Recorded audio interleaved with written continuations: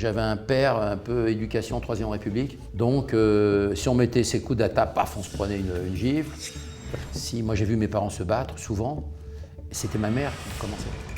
C'est le rire qui m'a sauvé dans l'existence et le regard que j'ai toujours porté sur les choses. Je cherchais la drôlerie partout. Les chansons devraient être remboursées par la sécurité sociale. C'est un médicament formidable. Chez moi, on se dit ni je t'aime ni on est fier. Moi, on m'a jamais dit je t'aime, jamais. Et moi, j'ai jamais dit je t'aime dans ma vie. Bonjour Fabien. Bonjour. Merci d'être là, c'est trop sympa. Je ne sais pas si tu connais le concept de grands enfants, c'est en gros, moi je reçois des personnalités et pendant 1 heure j'essaie de les reconnecter à l'enfant qu'ils ont été. Parce que je crois que l'enfant qu'on a été détermine beaucoup de choses de l'adulte qu'on devient. Et moi j'aimerais bien aussi aujourd'hui parler de l'enfance de façon positive, puisqu'on parle toujours d'affaires sordides et c'est bien nécessaire. Mais rappelons-nous qui on a été enfant. Les moments lumineux ou plus douloureux qu'on a eus et dans quelle mesure ça a impacté la personnalité publique que tu es devenue et l'homme que tu es devenu dans ta vie de tous les jours. Alors moi je partage totalement l'analyse et le détail que tu en fais parce que Jean Ferrat a eu une phrase essentielle dans sa carrière, il a dit on ne guérit jamais de son enfance. Et moi j'ai tendance à rajouter et on ne veut pas en guérir. Parce que les premiers mois de vie comme ça, même si ça dure entre 3, parce que je crois qu'on n'a pas de mémoire avant 3 ans, mais ouais. De 3 ans jusqu'à 17-18 ans, je pense que c'est les années essentielles. Moi, elles ont été très importantes dans mon existence, puisque c'est avec ces années-là que j'ai choisi mon métier, dans une France aujourd'hui où seulement 17% des Français ont choisi leur métier. C'est-à-dire les malheureux, aujourd'hui en France et partout dans le monde. Donc voilà un peu, et moi je suis très sensible à ça, et c'est curieux parce que jusqu'à 20 ans, on essaye de fuir l'enfance. On ne veut plus entendre parler forcément ni de nos parents, on s'émancipe un peu d'une certaine manière. On veut être des adultes, quoi. Et après, et à 40 ans, là on commence à aller retourner voir ses parents. C'est le principe de la Madeleine de Proust. C'est vrai. T'es né où toi? Alors moi je suis né... Comment c'est ton histoire? Moi je suis né à Chatou, dans les Yvelines. C'est en banlieue, oui. C'est en banlieue parisienne. Ouais. Mon père était un brillant ingénieur qui dirigeait l'école du feu, qui était à Rueil-Malmaison entre autres, qui a dirigé beaucoup de raffineries de pétrole, à l'époque pour la British Petroleum, la BP. Et puis il a fait toute sa carrière pratiquement dans les raffineries de pétrole. Ma mère était militaire de carrière, jusqu'à la rencontre de mon père. Elle dirigeait le bureau de recrutement de Valenciennes, là où on faisait les recrutements pour les militaires. Je viens d'une époque où les garçons partaient tous à l'armée. Et puis quand ils se sont connus, dans un bal... Alors dans un bal à Brebières. Brebières, c'est entre Vitry-en-Artois et Douai. D'accord. En France, pour ça toutes mes origines sont ch'tis. Même si je n'ai pas l'accent, je comprends tout, le patois du nord de la France, mais je ne le parle pas, je n'ai pas la gorge pour le parler.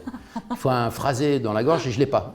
C'est comme ça, j'ai essayé. Renaud là, de temps en temps, parce qu'il est originaire des mines de Liévin, du côté aussi de sa mère, et lui, il peut prendre l'accent du nord. Moi, je n'arrive pas à le prendre. Bon. Et ils se sont rencontrés à un bal du 8 mai. Le bal du 8 mai 1954, ils se sont mariés en 1956. C'était Yvette Horner qui animait le bal, parce que c'était comme ça à l'époque, on se rencontrait dans des bals. Hein. Et donc sans Yvette Horner, je ne serais pas de ce monde. Et je l'ai connue, Yvette, évidemment. Et donc je l'ai reçue, je l'ai interviewée plusieurs fois et tout ça. Oui, mais toi, tu as une histoire incroyable, il faut qu'on en parle. Mais attends, on reste sur ce bal. Toi, tu es né en 58, c'est ça? Ah non, je suis né en 61. Tu es né en 61. Je vois ma date de naissance, j'essaye de la faire changer sur Wikipédia. Ah bah je la tire de Wikipédia. Voilà, et je n'arrive pas parce qu'ils pensent que je veux me rajeunir. Donc on ne peut pas la changer. Tu peux pas envoyer ton passeport et dire... J'ai envoyé mon passeport, mon permis de conduire, toute pièce d'identité, j'ai tout envoyé. Ah ouais? Ils ne veulent pas le changer. Je peux la changer pendant 2 heures. La 3e heure, ils remettent la date dont j'ai renoncé. À un moment donné, j'ai dit, bon, au moins je fais jeune. Si tout le monde pense que je suis né en 58, il dit, il est très très jeune, finalement, il fait vraiment jeune ce type. Donc voilà, donc c'est au moins cet avantage-là. Mais non, je suis né en... T'es né en 61, t'as des frères et sœurs? J'ai 2 sœurs. Plus grandes? J'ai au milieu une grande, une petite. Ça passe, on a une connaissance des problématiques féminines assez intense, non, quand on a 2 sœurs?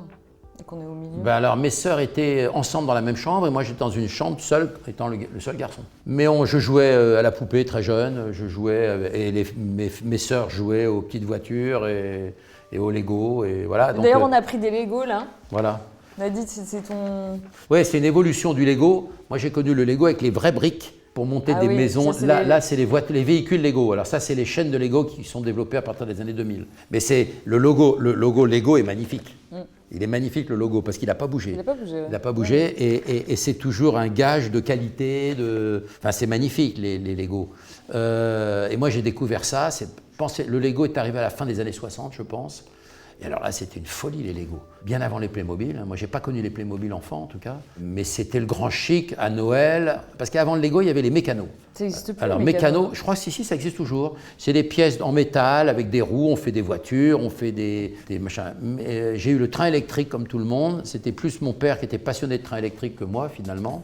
Mais moi, c'était vraiment le Lego. Parce que je pouvais défaire des maisons. Je faisais des décors de plateaux télé avec le Lego. C'était prémonitoire. Ouais, sans le savoir, hein. Vraiment, j'avais aucune ambition là-dessus. Je faisais des murs, je reproduisais des affichages sur le mur que je construisais en Lego. J'ai des souvenirs incroyables avec le Lego. Je passais des heures et on s'évade avec le Lego. Parce qu'on voyage, on se projette. Donc, non, j'ai eu une enfance un peu... j'ai manqué de rien. J'étais un enfant heureux. Mais c'était une éducation très compliquée parce que j'avais un père un peu éducation 3e République. Donc si on mettait ses coudes à table, paf, on se prenait une gifle. Il fallait mettre les 2 mains de côté de l'assiette. On ne parlait pas à table. Il fallait demander pour parler à table. On ne coupait pas la parole aux grandes personnes. Je prenais des coups de ceinturon, je prenais des... c'était très violent, hein. Très violent. J'avais des coups quand je partais des fois à l'école et tout ça. Quand j'y pense d'ailleurs aujourd'hui, j'avais des bleus, des cocards, des machins, tout ça. Ma mère n'était pas la dernière. Si, moi j'ai vu mes parents se battre souvent. C'était ma mère qui commençait. Ah bon? Et qui commençait comment? Physiquement ou tu veux dire? Physiquement.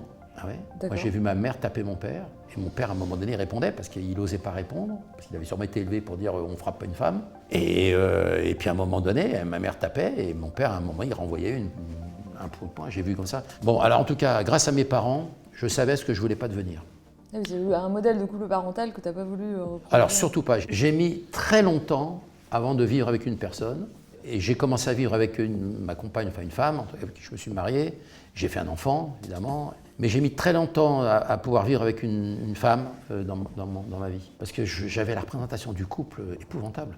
Je voyais tout le temps, ils n'étaient pas d'accord, ils se disputaient. Et ma mère attrapait la table de la cuisine, avec les assiettes, la soupe était servie le soir. Mon père rentrait avec 20 minutes de retard parce qu'il y avait un train de banlieue, parce que ceci, parce que cela. Ma mère attrapait les assiettes, elle retournait tout, la table, les assiettes, tout le monde prenait de la soupe. Enfin, j'ai vécu des trucs épouvantables. Je disais, bon, c'est ça les couples. Dans ma tête, on se projette. T'en parlais avec tes sœurs de ça? J'en parlais parce que c'est elle qui était inquiète et moi je les rassurais. J'avais le rôle pratiquement déjà, je suis devenu adulte très tôt. Très très tôt. Je suis sorti de l'enfance très très tôt par la violence que j'ai vue avec mes parents, qui sont toujours restés ensemble finalement. C'était une époque où on ne divorçait pas. On ne divorçait pas parce que les femmes n'avaient pas de métier, donc elles n'étaient pas indépendantes. Dieu merci, aujourd'hui, la société a changé les choses. Ouais. Et les femmes, maintenant, si le mec est un violent, ou si elles ne s'entendent plus avec le mec, tout simplement, bah les gens ne sont pas obligés de rester ensemble, et Dieu merci. Et moi, c'était ma mère qui était très violente, parce qu'elle avait été élevée justement avec une maman aussi qui levait la main facilement. Moi, j'ai une fille qui a 30 ans aujourd'hui, j'ai jamais eu besoin de lever la main. Jamais. Je faisais les gros yeux, elle savait qu'il ne fallait pas qu'elle touche les portes du four quand elles étaient chaudes, pour ne pas se brûler les mains. Oui. Je faisais les gros yeux, je n'avais pas besoin de lui taper les mains, elle savait. Je trouve ça, on devrait éduquer d'ailleurs les enfants qui sont les futurs adultes. Déjà dans les écoles, on devrait expliquer que ce n'est pas bien. L'autorité, elle n'est pas dans le coup, pour moi. Et l'autorité, elle est sur l'apparence, le regard, c'est ça l'autorité pour moi. Après, tu vois, ce qui est assez flagrant, c'est dans tous les invités qu'on reçoit ici, on parle beaucoup de l'éducation d'avant, qui était une éducation qui était quand même plus rigide, plus stricte. Alors toi, tu parles il y a une forme de brutalité, mais qui est une éducation qu'on retrouve plus tellement aujourd'hui, ou dans de très rares cas. T'expliques ça comment, toi? C'est vrai, et que l'on regrette dans certains cas. Que l'on regrette avec nostalgie dans certains cas. Dans certains cas, pas dans toujours. Certains cas, ouais. Oui, c'est-à-dire on avait ce qu'on appelait de l'éducation. Aujourd'hui, il n'y a plus d'éducation. Les 2 parents travaillent, donc c'est compliqué. La maman, elle arrive le soir, elle a fait sa journée, s'il faut encore préparer le dîner et s'occuper des enfants et les éduquer, etc. On peut pas, une femme, elle ne peut pas cumuler tout ça, c'est pas possible. Donc à un moment donné, voilà, donc les enfants grandissent devant la télé ou les jeux vidéo aujourd'hui. Donc c'est pas la même éducation. Il n'y a pas les mêmes politesses, on n'a pas le temps, je pense, d'éduquer les enfants. Donc ils grandissent comme ça sur eux-mêmes. Donc c'est vrai qu'on regrette ça en tout cas, cette forme de sérieux que les mamans avaient et le temps qu'elles passaient avec leurs enfants. Aujourd'hui, elles passent plus de temps avec les enfants. Et toi, ta maman, elle travaillait, tu disais qu'elle était militaire. Alors elle était militaire, mais elle a arrêté son métier quand elle a eu sa première fille. D'accord. Et donc après, voilà, donc n'osant pas divorcer, parce qu'après, elle avait quel revenu, ma mère si elle... Tu penses qu'elle l'a vraiment considéré, ta mère, le fait de divorcer? Oui, parce qu'elle voulait divorcer. Mais elle-même était une enfant de divorcée. D'accord. Elle l'avait mal vécu, Parce que dans les années 48, on ne divorçait pas. On ne divorçait pas. Encore moins que... Donc tu étais un paria, en fait, quelque part. C'était un peu ça. Et tu devenais une mère célibataire, il n'y avait pas d'aide, il n'y avait pas tout ça. Attention, c'était compliqué. Donc, non, et ma mère a toujours voulu quitter mon père. Comment tu le sais, ça? Tu l'as su J'en ai parlé avec ma mère. Tu l'as su Ah enfant, tu t'en rendais compte de ça? Non, ma mère venait pleurer dans ma chambre. Ah, c'est lourd pour un petit garçon. Ah oui, mais j'ai été l'adulte très tôt. Et je suis toujours resté dans la famille. Bon, mes parents sont partis, ma mère est partie il y a 4 ans, mon père il y a 13 ans, mais j'ai toujours été considéré déjà comme pratiquement, je ne vais pas dire le chef de famille, mais en tout cas l'adulte dans la famille. Alors je disais à mes sœurs, mais non, ils ne divorceront jamais, parce que je me souviens des soirs du réveillon de Noël, par exemple, le 24 décembre. Mon père venait ouvrir la porte, il disait, bon, je me suis disputé avec votre mère, on ne fait pas de réveillon, on va se coucher. Alors que le soir du réveillon, moi dans mon temps, en 60, 70, on se préparait le soir, on s'habillait, on se mettait en petit costume, les filles, elles mettaient leurs belles robes et tout ça le soir de Noël. Alors ma mère disait, bon allez, on fait pas le réveillon. Mon père ouvre la porte, ma mère, bon non, on fait le réveillon quand même si votre père ne sera pas là, on fait le réveillon. Il y a des ambiances comme ça, quoi. C'est-à-dire que c'était un cauchemar. Alors, moi, ça me faisait rire, j'ai toujours ri de la vie. C'est le rire qui m'a sauvé dans l'existence et le regard que j'ai toujours porté sur les choses. Je cherchais la drôlerie partout. Et ça, c'était dans ta personnalité? C'est mon ADN. Je pense sincèrement, on est comme ça, on ne peut pas se refaire, on est avec un personnage, une personnalité. Tout me fait rire. Je ne sais pas, j'observe tout, n'importe quoi, tout me fait rire. Et c'est la carapace que je mets autour de moi, à mon avis, pour éviter le tragique. Alors que mes sœurs, il fallait que je leur dise, mais ne t'inquiète pas Gérald, ne t'inquiète pas Nadège, ils ne se sépareront jamais, ça fait 10 fois qu'ils nous font la scène. Mais ça vous inquiétait qu'ils se séparent ou c'était quelque chose? Oui, parce que mes sœurs étaient inquiètes, parce qu'il faut tout partager en deux. On va plus voir papa, on va plus voir maman, on va se séparer tous, voilà. Surtout que dans ces époques-là, quand les enfants divorçaient, quand les parents divorçaient, les enfants, aujourd'hui, on crée une fratrie, c'est obligatoire. On laisse les frères et sœurs ensemble. À l'époque, les orphelinats, on les dispersait, les enfants, là où il y avait de la place. Aujourd'hui, c'est plus la même chose. Et heureusement, tout ça, ils se sont rendus compte que la fratrie était quand même importante. C'était la famille, ça restait un repère, une famille, bien sûr. Et donc, voilà, donc tout ça. Mais moi, j'étais déjà le type qui rassurait mes sœurs. C'est bizarre, mais je le faisais naturellement. C'est-à-dire, je n'ai pas changé de petit à aujourd'hui. Je suis resté le même. Je passe ma vie à rassurer les artistes, après. C'est pour ça que les artistes adorent m'accompagner, parce que je sais, je raisonne avec eux, comme je raisonnais avec mes sœurs déjà à 10-15 ans. Donc tu dis, tu as quitté l'enfance assez tôt. Est-ce que tu as eu une adolescence? Tu aurais pu péter un plomb à l'adolescence, tu vois? Non, j'ai eu une adolescence normale. Alors j'ai eu une histoire d'amour avec ma prof d'anglais, j'avais 13 ans et 2 mois. Ah ouais? Elle avait 27 ans. Non. Ouais. Donc j'ai eu très vite... Comme le président, quoi. Oui. D'ailleurs, j'en ai parlé avec lui un jour. C'est vrai? Ouais. Non, moi j'ai eu une histoire dont je me suis réfugié dans les chansons et puis dans le sentiment amoureux. Mais tu as une histoire, pardon de creuser, mais tu as une histoire que tu as vécue? Ou c'était une histoire, t'étais amoureux? Ah non, mais c'est une vraie histoire d'amour et sexuelle. C'est-à-dire que... À 13 ans, avec ta prof de 27 ans? Oui. Alors, je t'explique. Je suis né en décembre. Oui. 2 décembre. Donc, tous ceux qui sont nés en fin d'année, ils le savent, oui. On gagne 1 an sur l'année civile quand elle commence. Donc, on a toujours 1 an d'avance dans toutes les classes. Et puis, j'ai sauté une classe. Je n'ai pas fait le CM2, je suis passé du CE1 au CM1. Donc, j'avais 2 ans d'avance à l'école. Donc, dans ma classe, j'avais des 15 ans, voire des 16-17 ans pour ceux qui avaient déjà redoublé 1 ou 2 fois. Donc, j'étais toujours le plus jeune et le plus petit de la classe. Donc, j'ai grandi avec des gens qui déjà avaient une vie amoureuse, ou déjà un peu sentimentale, pas forcément sexuelle, mais en tout cas une vie déjà avec une copine qui se tenait par la main, voilà. Et moi, en CM2, ma mère avait été convoquée un jour parce qu'il y avait une fille dont j'étais amoureux, qui s'appelait Alexandra, qui malheureusement a eu un destin tragique parce qu'elle a eu un grave accident de voiture, renversée par une voiture, et aujourd'hui elle est dans une chaise roulante, enfin, etc. Voilà, pas pu faire une vie parce qu'elle était handicapée moteur, enfin, c'est tragique, tragique. La plus belle fille de l'école Thiers à Vernon où j'avais grandi. Et déjà, je l'attrapais la main, on s'embrassait sur des baisers, alors sans la langue évidemment, parce qu'on ne sait pas ce que c'est. J'étais en CM2, alors je ne sais pas quel âge j'avais, mais bon, j'étais pas grand. Ma mère avait été convoquée par la directrice de l'école, Madame Ricard, et elle avait été convoquée parce que j'avais embrassé une fille, et puis alors dans les cours d'école, on dit « Ah, il a embrassé une fille », et tout ça, parce qu'il y avait comme les filles et les garçons, ouais. Il y avait cette espèce de raillerie entre eux, souvent dans les écoles, moi déjà dans mon époque. Hein. Voilà, donc, et puis après, il s'est passé avec la prof d'anglais, et on a eu un truc... Moi, j'avais déjà 13 ans et 2 mois, donc. Ouais, je venais d'avoir mes 13 ans en décembre, c'était en février, 2 ans et 3 mois. Et puis mes parents, comme je parlais mal l'anglais, m'avaient pris des cours particuliers avec la professeure, ce qu'on appelait de l'anglais renforcé à l'époque. Donc j'allais chez cette prof faire de l'anglais renforcé. Je parle toujours pas anglais. Hein. Donc en fait, enfin si je le parle, je le bredouille comme tout le monde. Mais... Donc je faisait l'anglais renforcé. Et puis il est arrivé ce qui est arrivé. Je suis allé la rejoindre chez elle et tout ça. La première fois, c'est bien passé, tout ça, machin. Deuxième fois, tout ça. Puis après, je sais pas ce qui s'est passé. Elle sortait peut-être d'une histoire compliquée, elle, à mon avis, avec un type. Oui, d'accord, mais t'as 13 ans. Ouais, je venais d'avoir mes 13 ans et 2 mois. Oui, 2 mois comptant. 3 mois et 3 mois, ouais. Oui, non, mais ça, c'est important, les 2 mois. Mais elle a quand même 27 ans. Enfin, il n'y a pas un moment. Bah, moi, je savais pas qu'elle avait 27 ans, moi. Non, mais tu savais qu'elle n'en avait pas 14. Non, mais c'était une prof, je croyais qu'elle avait 20 ans, moi. Parce que quand on a 13 ans, on ne donne pas l'âge d'une fille, d'un monsieur, peu importe, on ne donne pas l'âge. Et là, t'étais amoureux. Ben oui, enfin, je pensais être amoureux. Enfin, voilà, on a du sentiment. Et puis elle, je pense qu'elle était aussi peut-être un peu amoureuse de moi. Donc, et puis je crois qu'elle s'est lâchée. Moi, je me suis lâché.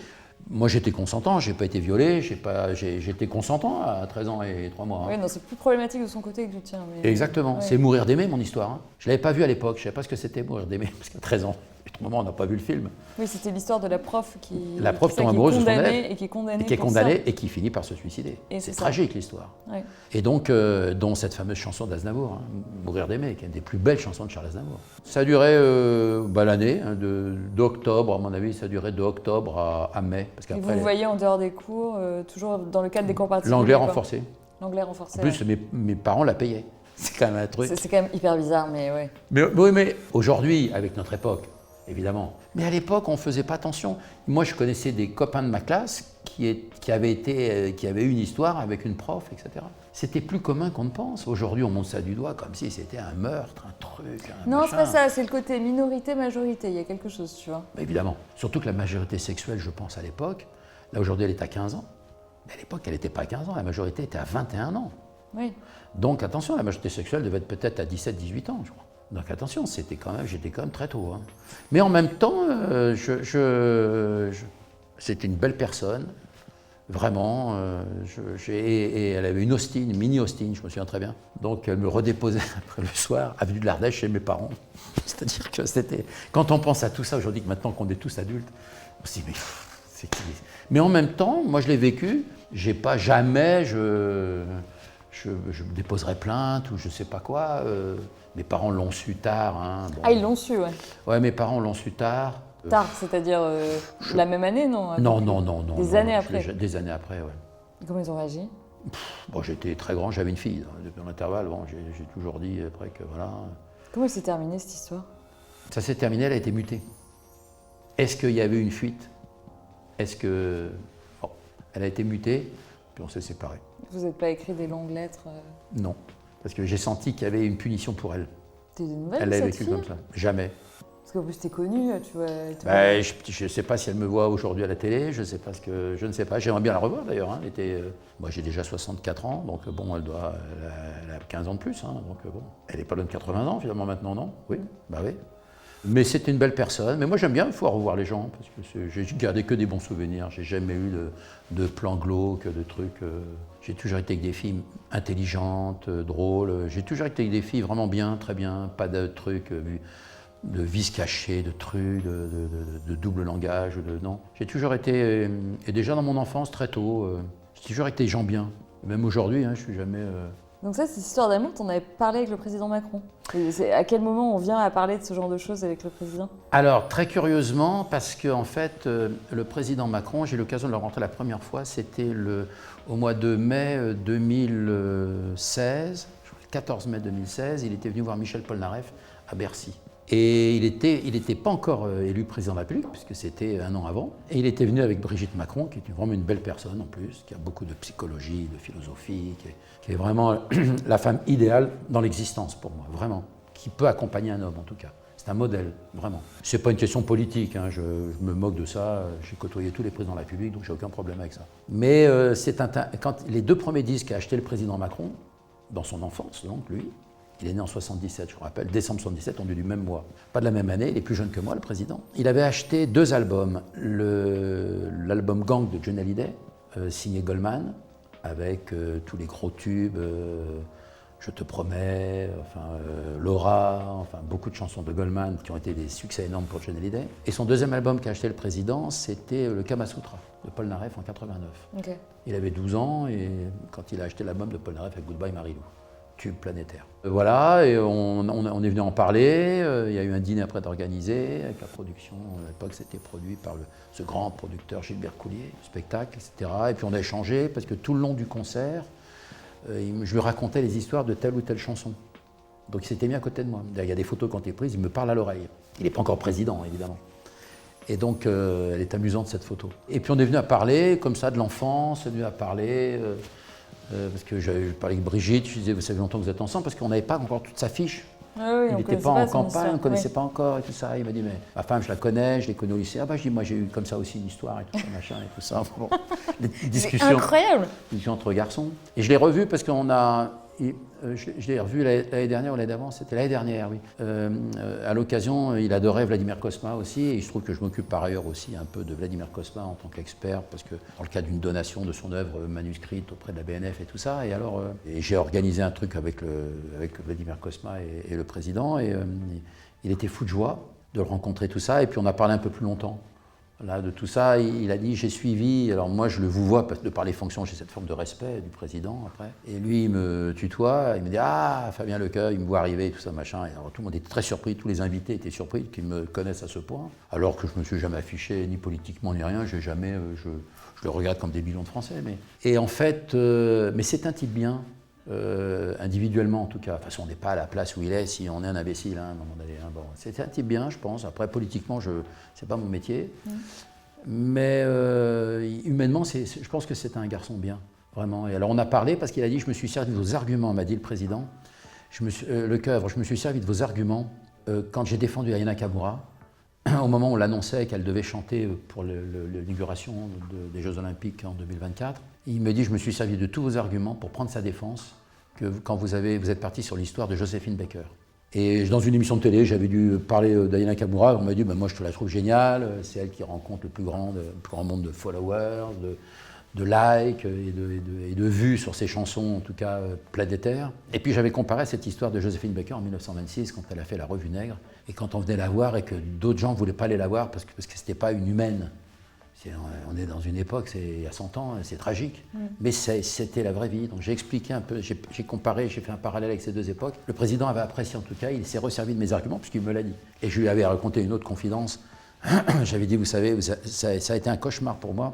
J'ai fait les commentaires des obsèques du jeune Hallyday en 2007 et puis ceux de Charles Aznavour l'année d'après. Ça a été très pénible parce que quand on fait les commentaires des obsèques, c'est très compliqué.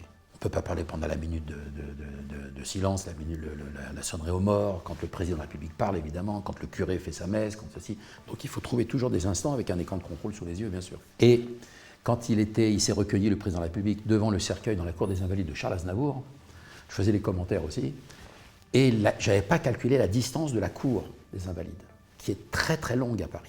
Et donc il s'incline comme ça devant le cercueil de Charles Aznavour, et après il va rejoindre une estrade qui est de l'autre côté, de l'autre bout de la cour. Moi je commence une histoire sur Charles Aznavour à la télé, et je dis voilà, je raconte l'histoire de Charles Aznavour que m'avait raconté Charles Aznavour quand il jouait le rôle du roi Henri IV à l'âge de 13 ans.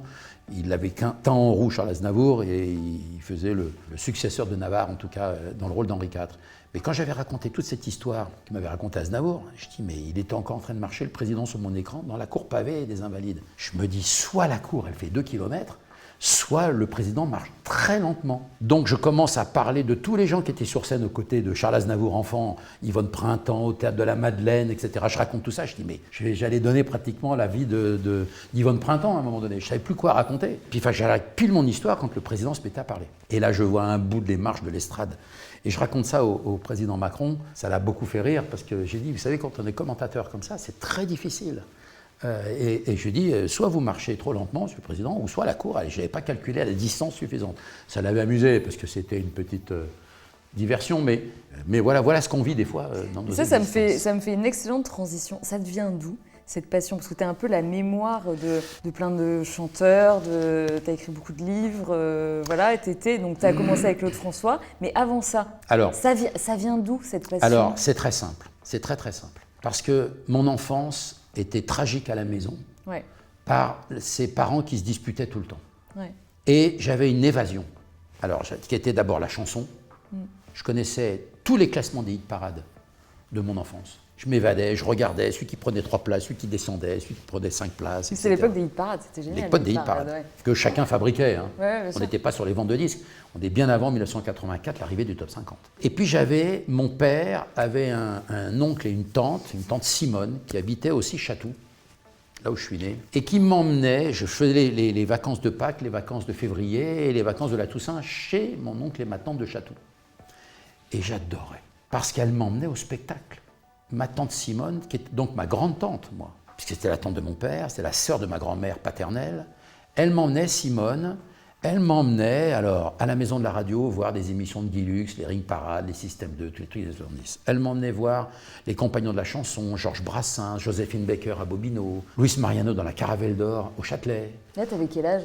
Ben alors, je suis né en 61, pour Luis Mariano, en novembre 69, j'avais 8 ans. Tout petit. Et la première fois que j'ai vu un homme en paillettes, c'est pas Claude François sur scène, c'est Luis Mariano. Les gens ils me regardent, mais ah bon, oui, parce que la Mariano Mania, elle existait. Hein. Je voyais des filles sauter, le spectacle est dans la salle. J'avais 8 ans, je voyais des filles sauter du 2e balcon du Châtelet, parce qu'il y a 4 ou 5 balcons en hauteur, toute la salle du Châtelet est toute en hauteur. Et les filles, elles se jetaient sur la scène pour Luis Mariano. Vous savez que l'hystérie collective, elle est féminine, essentiellement. Elles se jetaient, les filles, elles arrivaient avec la cheville cassée, la clavicule cassée, parce qu'elles tombaient quand même de 7-8 mètres. Hein. Le garde du corps, là, il arrivait vite pour les retenir, mais elles tombaient mal à un moment donné, mais elles venaient embrasser Luis Mariano. Et c'est la première fois que j'ai vu un chanteur habillé tout en doré sur scène, en paillettes dorées, en torero, dans ma vie. Et là, tu te dis quoi? Je me suis dit, mais c'est incroyable ces gens qui se mettent des paillettes et tout ça, comme ça, à 8 ans. Et puis ces filles qui se jetaient sur lui et tout ça, je dis, mais c'est quand même un truc de fou.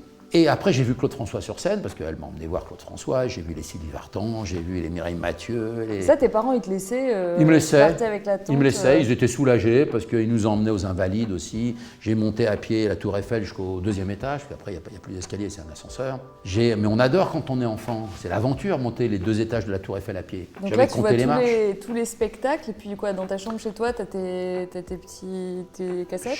Non, j'ai un petit cassettophone, et puis j'ai un tourne-disque que ma tante Simone m'a acheté aussi, pour un anniversaire, un mono, non, un stéréo, un stéréo, c'est l'arrivée des stéréos chez Radiola. Alors c'était les trucs incroyables. Donc voilà, je suis entre mes Lego, mon petit Radiola, puis j'écoute la radio, les hit parades, alors où je fais hit parade RTL, ou Musique, présenté par Jean-Louis Lafont sur Europe 1, j'écoute tous les trucs, les émissions où passent les chanteurs, les machins, je retiens tout, c'est devenu ma vie, et j'oublie, j'ai cette évasion à la maison qui est impénible, des gens qui se disputent, j'ai horreur de ça. D'ailleurs, j'ai vécu avec beaucoup de femmes, avec quelques femmes en tout cas dans ma vie. Je ne me suis jamais disputé. J'ai jamais élevé la voix. J'ai horreur de ça. Ça me fait peur. Je revis mon enfance. C'est un traumatisme. Les parents qui se disputent devant les enfants, c'est un cauchemar. Toi, tu préférais qu'ils divorcent? Ah ben moi, dans ma classe, sur 28 élèves, il y avait un dont les parents étaient divorcés. Aujourd'hui, c'est l'inverse. Ouais. Bon. Mais moi, j'aurais rêvé que mes parents divorcent. Ça, tu le disais à ta mère quand elle venait pleurer dans ta chambre? Je n'osais pas le dire, je crois, parce qu'on n'ose pas le dire, enfant, parce qu'on veut que nos parents restent ensemble, peut-être dans l'inconscient, peut-être. On ne veut pas de séparation, parce qu'il y a une inconnue, la séparation. On ne sait pas comment ça va vivre, est-ce qu'on va manquer d'argent, est-ce qu'on pourra aller toujours à l'école, est-ce qu'on va pouvoir s'acheter des disques. Alors je m'évadais là, et je dois tout ça à mes parents, parce que finalement, sans ce traumatisme-là, je n'aurais pas embrassé cette profession, qui est un bonheur pour moi aujourd'hui. En tout cas, je savais ce que je ne voulais pas devenir, ce que je ne voulais pas être dans l'individu que je suis. Et moi, j'ai toujours été très heureux avec les femmes avec qui j'ai vécu à différentes époques de mon existence. Je suis toujours des femmes exceptionnelles à chaque fois, vraiment à chaque fois. Il n'y a jamais de dispute, on ne s'est jamais arraché, disputé, giflé. Moi, je lis des trucs des fois Je dis, mais comment on en arrive? Quelqu'un qu'on a aimé, avec qui on peut avoir un enfant aussi, ou 2 ou plus. Comment on arrive à se détester à ce point, à se déchirer, J'arrive pas à avoir le cerveau construit comme ça. Et ça, c'est l'enfance. C'est un suivi de traumatisme d'enfance, oui, c'est ça. Oui, mais je me suis auto-guéri, en fait. J'ai été mon propre... Par la musique, alors au début par la musique. La musique, parce que les paroles de chansons, les chansons devraient être remboursées par la sécurité sociale, à mon avis. C'est un médicament formidable. Parce que vous écoutez une chanson, moi j'écoutais le Métèque, par exemple, de Georges Moustaki. J'adorais cette chanson. J'écoutais même Un Que je t'aime de Johnny en 69, 70, après une chanson d'Alain Barrière, une chanson de Jean Ferrat, une chanson La montagne de Ferrat, elle est exceptionnelle. Des chansons moins connues de Charles Trenet, comme L'enfance, comme des choses comme ça. Barbara, c'était à pleurer. Et puis j'aime, moi, la chanson qui résume assez ma vie, c'est Chanson populaire de Claude François. C'est un succès qui date de la fin de l'année 1973, qui est une espèce de locomotion. C'est une espèce de ressort, en fait. Quand on écoute bien la chanson, c'est un ressort. En fait, c'est une chanson tragique parce qu'elle raconte une rupture amoureuse. Mais réellement, c'est positif. C'est comme quand Mika, il fait une chanson, C'est la vie, ça s'appelle C'est la vie. C'est une chanson qu'il a fait au moment de la mort de sa mère. Ça devrait être une chanson tragique. C'est une chanson de bonheur et merveilleusement gaie dans l'instant le plus pénible de l'existence d'un être humain quand on perd sa mère. Et c'est pour ça que, j'en ai parlé un jour avec Mika dans un hôtel à Genève. Il n'avait pas encore fait sa chanson là, par contre, je l'ai vu avant. Mais j'ai vu le mental qu'il avait, c'est-à-dire qu'il transforme le tout en beau et en merveilleux. Et moi, je suis exactement comme lui. Il y a des gens, c'est une chance dans la vie d'avoir ça, mais on l'a ou pas à la naissance. Et déjà enfant, j'étais comme ça. Je rassurais mes sœurs. Je disais, c'est pas grave, c'est pas grave. C'est-à-dire que j'ai toujours eu cet instant. Je me souviens quand le père de mon père est mort, mon grand-père paternel donc, ma grand-mère a téléphoné à mon père et puis tout le monde lui a parlé au téléphone pour la réconforter. Puis moi j'étais le dernier, je n'avais pas pris le téléphone. C'est un instant, je me souviens de mon enfance. Et puis on me passe donc, elle s'appelait Mémé, je l'appelais Mémé, Berthe. Et alors elle me dit, alors ça va, et tout ça, et tout ça. Je dis, et toi, à part ça va? Non mais j'ai eu le mot, on ne peut pas dire ça à une grand-mère qui vient de perdre son mari. Enfin, non. Mais parce que c'est plein de vie. En fait, j'ai un qualificatif, moi, qui me résume pour moi, je suis un joyeux dans la vie. C'est précieux les joyeux dans la vie. Parce qu'on transforme tout en « c'est pas grave ». Il n'y a pas pire que la mort, finalement. Et parce que j'ai eu ce rapport avec la mort très tôt, en 1972, quand mon arrière-grand-père est mort, le père de ma grand-mère, que j'ai connu, il est mort à 94 ans. Un jour, ma grand-mère m'a laissé seule, parce qu'il fallait qu'elle fasse les démarches. Vous savez, la chapelle mortuaire, à l'époque, on les faisait dans les maisons. C'est-à-dire le mort, on l'habillait déjà, on le mettait dans un lit, puis tout le monde venait le voir. Il n'était pas dans son cercueil, il était encore, mais mort. Et j'ai toujours ce rapport très tôt avec la mort, donc en 72, j'avais 11 ans. Ma grand-mère était partie chercher des papiers à la mairie de Vitry-en-Artois, ça se passait dans le Pas-de-Calais. Et mon grand-père, il était beau comme ça sur son lit de mort, il ne bougeait plus, c'est la première fois que je voyais un mort. Alors elle m'avait demandé si je voulais le voir, mais à 10 ans, un garçon, comme n'importe quel enfant, il veut voir un mort.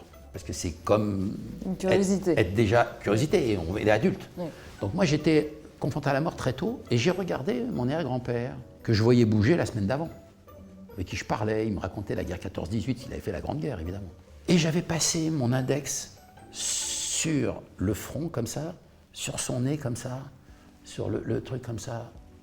C'était froid, un mort est froid. Imagine, à 10 ans et demi, je m'aperçois de ça, je passe le doigt comme ça, et je dis, mais c'est incroyable la mort. C'est-à-dire, j'avais conscience qu'une âme pouvait sortir d'un corps et laisser une enveloppe simplement froide, et c'est tout. Donc j'ai toujours eu une approche très curieuse avec la mort, très tôt, ce qui est rare chez un enfant. Pour dire jamais, hein. J'aurais peur de mes parents travailler dans les pompes funèbres. Et je le regardais comme ça et tout ça, et pour moi, c'était pas triste. Je trouvais ça pas triste. C'est le pendant exact de ta joie, en fait, de la joie que tu ressens, c'est l'extrême inverse.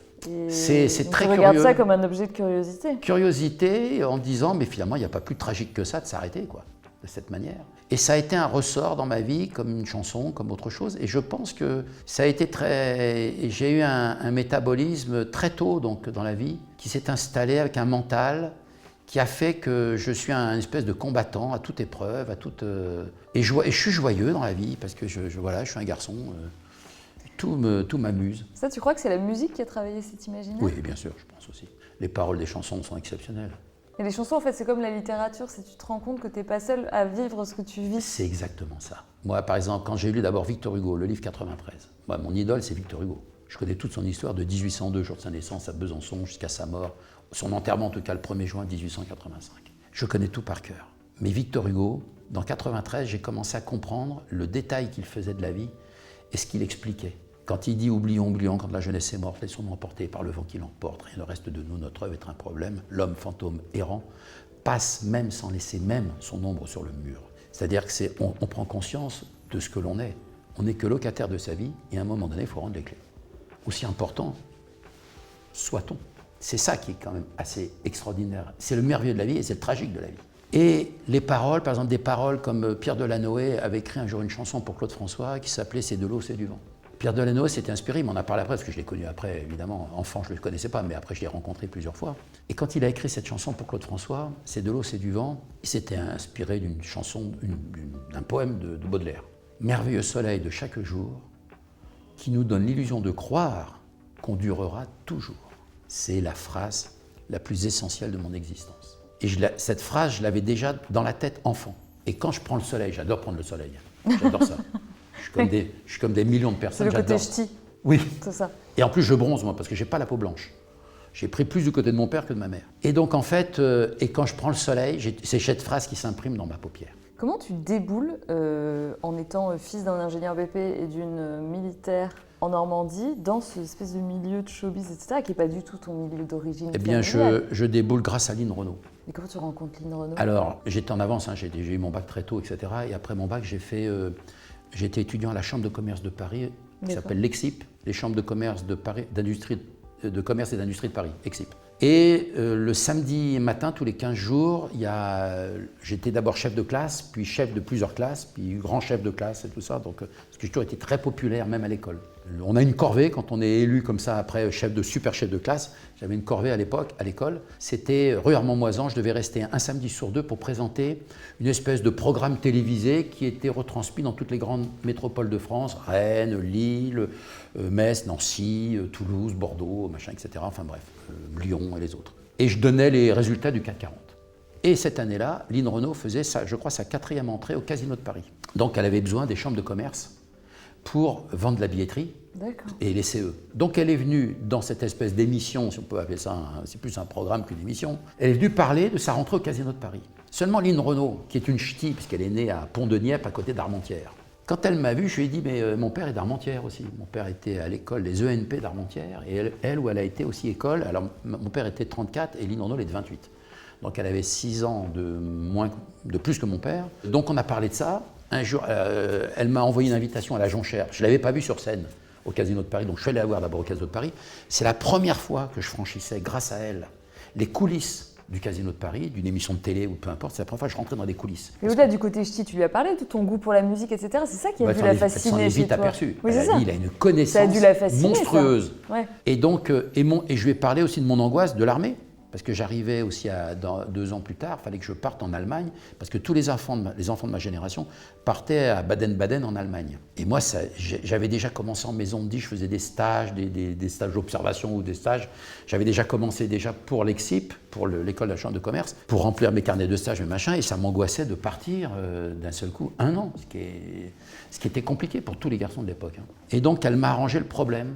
Je suis allé la voir sur scène, donc déjà elle m'a fait réaliser un rêve parce que j'ai franchi cette porte interdite au public, vous savez, interdit, réservé aux artistes, coulisses, machin, accès aux coulisses. C'est la première fois que je franchis les coulisses d'un endroit, le Casino de Paris. Et puis après, j'ai reçu une invitation chez elle à la Jonchère et elle m'a arrangé le problème du service militaire. Elle a appelé le général un jour que j'étais venu. Non mais c'est Lynn Renaud. Tu as été réformé par Lynn Renaud? Ah non, je ne suis pas réformé, j'ai fait mon service militaire tu l'as fait, au ministère de l'Air. Alors okay. Elle m'a fait faire, le général m'a dit, ah non, attention, parce qu'en plus ils sont très, vraiment, bon. Alors elle m'a dit, elle m'a passé le général au téléphone, et il m'a dit, il faut faire une PM. Moi je ne sais pas ce que c'était une PM, préparation militaire, très bien.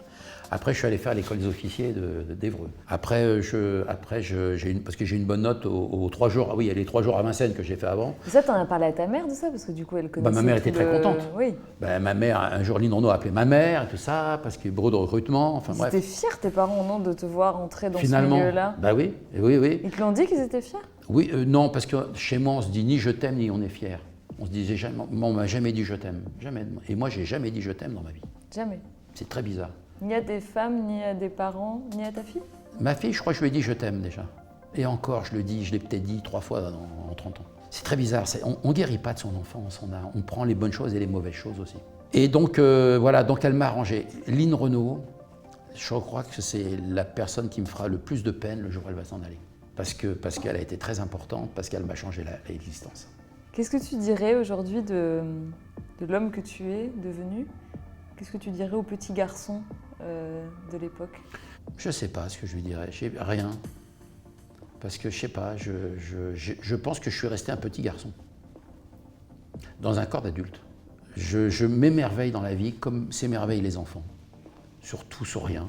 J'ai un ami, un de mes meilleurs amis qui est photographe, qui s'appelle Christophe Mourtet, qui est un immense photographe, portraitiste, qui est le grand spécialiste, qui a fait les plus beaux portraits de Mylène Farmer, de Renaud, enfin de milliers d'artistes. Il est comme moi, il est resté dans l'enfance. Donc on veut pas se parler parce que moi j'ai pas l'impression d'être sorti de l'enfance. Moi quand je vois Cyril Hanouna, avec qui je travaille beaucoup, et j'ai été son premier employeur en 2003, 2004, etc. Mais quand je le vois, hier soir on a tourné encore la dernière de l'année, de la saison en tout cas de Tout Beau Tout Neuf, plus le Prime. Quand je le vois, c'est un enfant, donc il me fascine. D'abord au-delà de son talent et du merveilleux garçon qu'il est, hein. Mais c'est un enfant. En fait, les adultes enfants s'attirent entre eux, je crois. On sait qu'on a une âme d'enfant encore, hein, et on ne veut pas la lâcher parce que c'est notre bonheur, quoi, en fait. Parce que la vie, elle est tragique quand on est adulte. Franchement, elle n'est pas drôle. Hein. Franchement, c'est la fin de la gloire de mon père, oui. Oui, c'est la fin de la gloire de mon père, exactement, c'est ça, le château de ma mère. C'est vraiment la fin. Moi, je ne veux pas parler au petit garçon parce que je n'ai rien à me dire, moi, aujourd'hui, dans le truc. Mais tu es toujours un enfant. Oui, mais j'espère rester un enfant jusqu'au bout. C'est une chance folle. C'est une chance folle. Et c'est pour ça que ce podcast s'appelle Grands Enfants, d'ailleurs. C'est parce qu'on l'a... Ah oui, j'étais complètement fait pour. Hein. Oui. J'étais complètement fait pour sans le savoir. Dans le bureau, sans le savoir. Oui, j'étais fait pour. Oui, parce que... Mais moi, il ne faut pas grandir. Paul Naref, j'ai toujours été très copain avec lui. Grandir, pour lui, il trouve qu'on a été trompé dans la vie. Et il le pense sincèrement. Michel est un grand enfant exceptionnel. Son génie, c'est l'enfant qu'il est resté. C'est peut-être ça que tu lui dirais au petit garçon. Oui, oui. Ouais. Oui, moi je suis attiré par les gens qui sont restés dans l'enfance, en fait. Alors on l'observe dans la vie. Hein. Moi, Christophe Mourtet, qui est mon meilleur ami, il collectionne tous les jouets. Alors si demain tu veux retrouver un jouet que tu as connu, que tu as vu, tu appelles Christophe Mourtet. C'est le plus grand collectionneur. D'ailleurs, il a une exposition de jouets qui tourne dans toute la France. C'est exceptionnel. Alors des fois, moi quand je trouve, des fois je vais faire une brocante ou 3-4 brocantes le même matin, je vais prendre ma voiture, je vais faire 3-4 brocantes comme ça l'été. Je lui achète des fois des jouets et tout ça, parce que je vois des trucs, je sais qu'il les recherche, ou des trucs comme ça, des vieilles panoplies qui sont restées dans les boîtes originales. Enfin, de toute façon, c'est le collectionneur de chez collectionneur. Le télécran que j'avais, moi quand j'étais petit, on dessinait avec 2 poulies de chaque côté, et puis on secouait avec du sable pour que l'écran s'efface. Bon, alors j'en ai racheté un pour lui une fois, bon, j'en ai racheté un pour moi, c'est-à-dire qu'on cherche à... C'est une manière aussi de retenir le temps. Racheter comme ça des jouets d'enfance. Moi, j'ai racheté tous les disques de mon enfance, évidemment, que je n'avais pas gardé. J'en avais gardé une partie, mais pas tout. Alors, je les ai rachetés avec le temps. Aujourd'hui, je dois avoir peut-être 10 000 45 tours. J'ai tout racheté. J'ai racheté le disquaire, quoi. Bon. Donc, c'est-à-dire que... Mais on retient le temps. On voudrait que ça s'arrête, mais bon. Merci beaucoup, Fabien, d'être venu. Merci pour cet émerveillement enfantin oui. qui est rare. Je te dis à très bientôt sur Grands Enfants. On parlera d'autres sujets, peut-être de ta paternité aussi. Ah bah avec plaisir. Ma fille, elle va pouvoir t'en parler aussi. Peut-être ce qui me réjouit le plus, c'est quand je vois ma fille à la télé, puisqu'elle présente le Buzz TV avec Damien Canivez pour le Figaro, la chaîne du Figaro, et puis elle fait le live aussi pour le Figaro, elle interviewe des artistes. Elle fait ça admirablement, parce que je l'ai emmenée depuis toute petite sur des plateaux télé, etc. Et c'est ce qui m'émerveille le plus. Bah, je t'inviterai pour en parler. Merci d'être venu sur Grands Enfants. Avec plaisir. Très bientôt. À très vite, c'est un bonheur. Merci.